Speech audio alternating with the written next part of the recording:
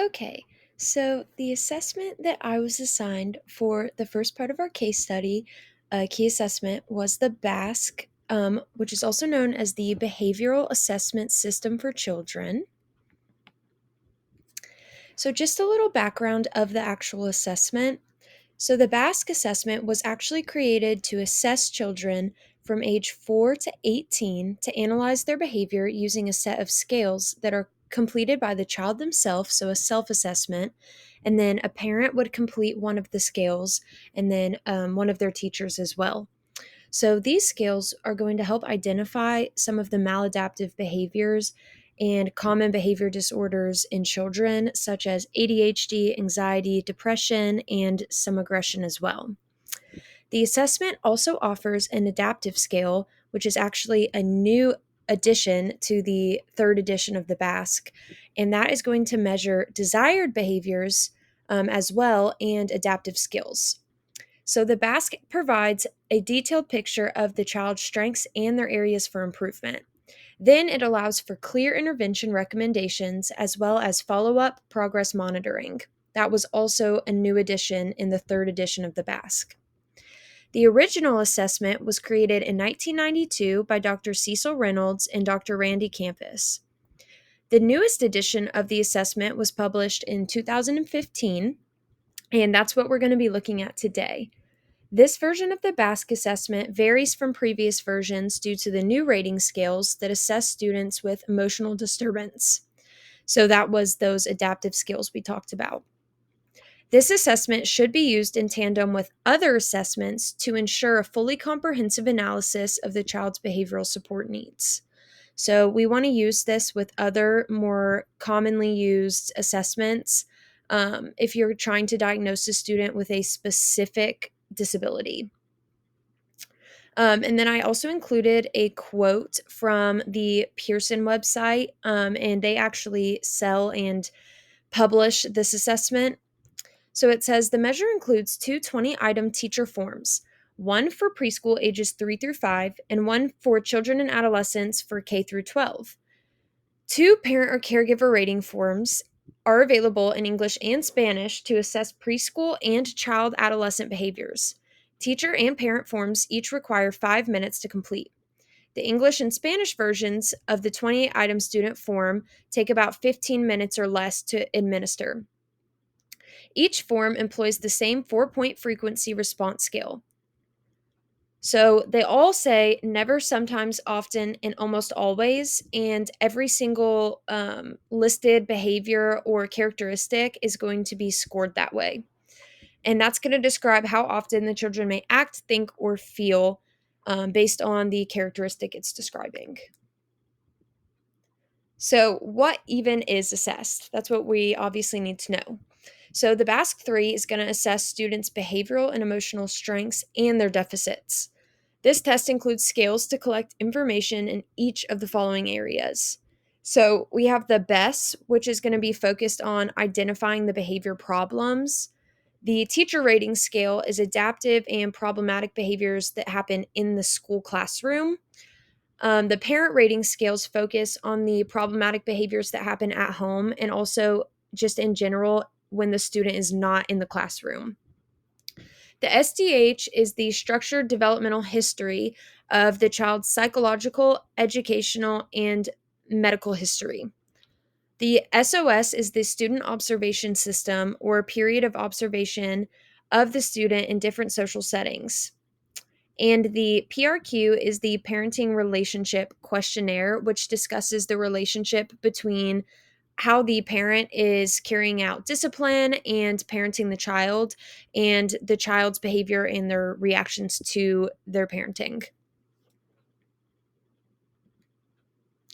Norming population. So, the norming population for this assessment, the general norms data was collected on a sample size for the teacher rating scale of 1,700 participants, and the parent rating scale had 1,800 participants. And then there was a little bit of a smaller sample size with 900 participants for the rest of the scales. The clinical norms were created for age groupings and gender. So that was the intention, obviously, by Campus and Reynolds, who created this assessment. The sample was inclusive of students with intellectual disabilities and other diagnoses of behavioral problems. This sample size was ranging from 500 to 700 people, and it was not matched to the population like general norms was. So, some of the areas that were assessed and some descriptions of them, the BASC assesses um, four main components. The first one, obviously, is the clinical side. So, the clinical maladaptive behaviors. And then you had adaptive behaviors, which are positive and negative maladaptive behaviors. Those focus more on the life skills of the student. The content is maladaptive or adaptive behaviors. And then composite is the scale groupings that are all combined. So, the combined score for each section of the scale. The scales assess the students on their hyperactivity, aggression, conduct problems, anxiety, depression, and attention problems. These items will be addressed in the teacher rating scales as well as parent rating scales. The scales will also involve assessment of students' withdrawal in social settings, learning problems within the classroom, including if they have any failing grades, and atypicality, which is focused on how the child interacts with other children. Usually, we're only going to focus on how they interact with children, like within the classroom, or the parent rating scale will discuss how they interact during playtime at home or with siblings.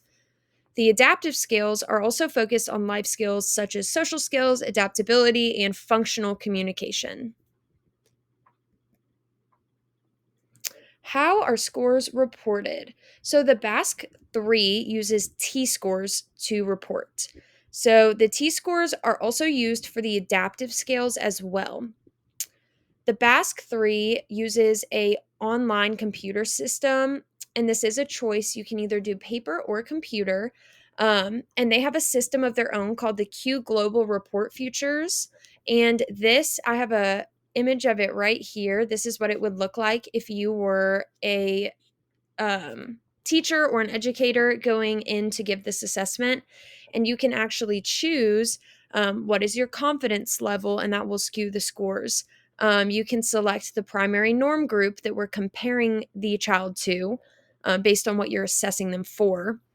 And then you can also go ahead on the far side and include your report option. So, what do you want included in that report? How to interpret the scores. So, clinical scales, the composite scores, obviously they use a T score. The T score has a mean of 50 and a standard deviation of 10. So, for all clinical composite scores, the T scores of 70 and above are clinically significant. This means that the score is significantly above the average range when compared against the norming population. For all adaptive scales, composite scores of 30 and below are considered clinically significant. This would fall more than 2 standard deviations below the mean. It is important to note that clinical scales evaluate behavior and adaptive scales evaluate life skills. So when we're looking at the scores of the BASC, we need to remember this because the T score falling above 70 and being clinically significant on clinical scales, we're evaluating behavior. So obviously, if we're looking at maladaptive behaviors and we have a very high T score, that is considered clinically significant because we're seeing a lot of the maladaptive behavior, which is not considered a good thing. And then with our focusing more on life skills in our adaptive scale, we look at below 30 as clinically significant because that means they're falling behind in those life skill areas. So, what is the BASC used for? Some frequent uses for the assessment. The BASC assessment is frequently used to aid in the identification of students who are exhibiting maladaptive behaviors, which may lead to a clinical diagnosis of an emotional behavioral disorder or ADHD. The newest version of this assessment aims to bring attention to the strengths of the student, both behaviorally and academically. This analysis of the student is going to allow school service providers to get a well-rounded collection of data for further analysis when we're creating the child's IEP. The newest version of the BASC also provides progress monitoring and intervention options for the team to implement following a diagnosis and the initial assessment. So these are some of the references that I used. And now we'll get into my case study. So I had case study number 2, and these are some of my sample results. So as you can see, I have them posted over here, and this first page is going to be my clinical scale composites. So the clinical scales from the case study revealed significant cause for concern in the majority of assessed areas. In externalizing problems, which you can see at the top of the page, the composite score on the parent rating scale was a 67, which is 2 standard deviations away from the mean, and it is above the average range or at risk. The parent rating scale score was a 79, which is 3 standard deviations above the mean, and this is also clinically significant. On the next section of the scale composite scores, you see internalizing problems. So the parent rating scale composite score was 74 and is clinically significant, as well as the teacher rating score, which was also 74. Both of these scores fall 3 standard deviations from the mean. The final section that we're going to look at for clinical scale composites was behavioral symptoms. The parent rating scale composite score of 77 falls 3 standard deviations above the mean, as well as the teacher rating score of 76. So this resulted in a clinically significant score in this section overall. So on this page, you'll see the adaptive scale from the BASC. So again, this is the scale that focuses more on life skills. So the adaptive skills composite score on the parent rating scale was a 41. This is not clinically significant or at risk on this scale. The score falls 1 standard deviation from the mean. The teacher rating scale had a score of 45, which is also not at risk or clinically significant, as it falls within 1 standard deviation of the mean.